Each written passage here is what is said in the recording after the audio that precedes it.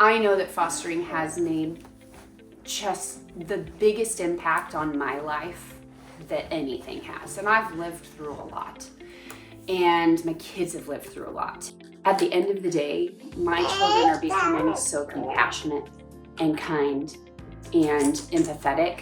I was really scared to start it, but then once I got into it, I realized that I had this ability to advocate for these medically fragile children. And I have had so many people come to me asking me, what makes you keep going? Usually one of my first answers is my worker, like DCCCA. They stay with me, they encourage me, they love my bio kids as much as the foster child that they're representing. And I think that that's huge because you don't see that in other agencies. I've always felt supported and validated and encouraged. As long as we continue to foster, there's no way we could change agencies. Like DCCCA is the reason that I started. My first caseworker, I've told everybody I wouldn't have been able to make it through the first year without her. So I lean on Ashton a lot for encouragement. You know, just for her to say,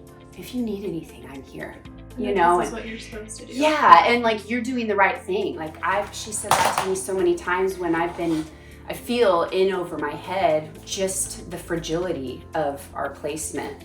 And just having her as my support. And she just jumped in and let me take care of this. Let me find out what I can find out. I will walk you through this. She's always been willing to go to bat for me.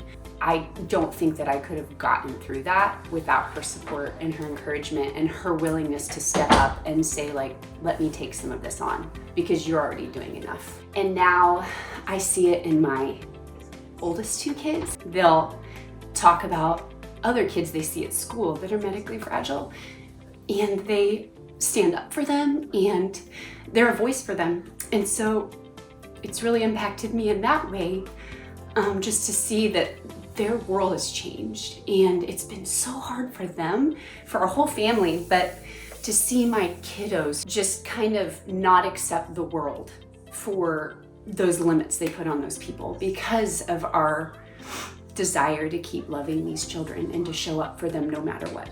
Fostering medically fragile children, I have seen so much joy in my family from seeing these huge milestones, being told like a children won't live past 2.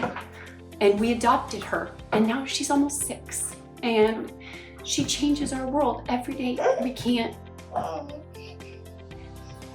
We can't imagine our lives without her. And if we had not said yes to fostering, and if I had said no to her, I can't imagine how much different our lives would be. And every day is a gift. And I think fostering really just reminds you, it centers you on life is so short. How do we want to use our time? We know that we have this call to love these children and help them get to be where they're supposed to be.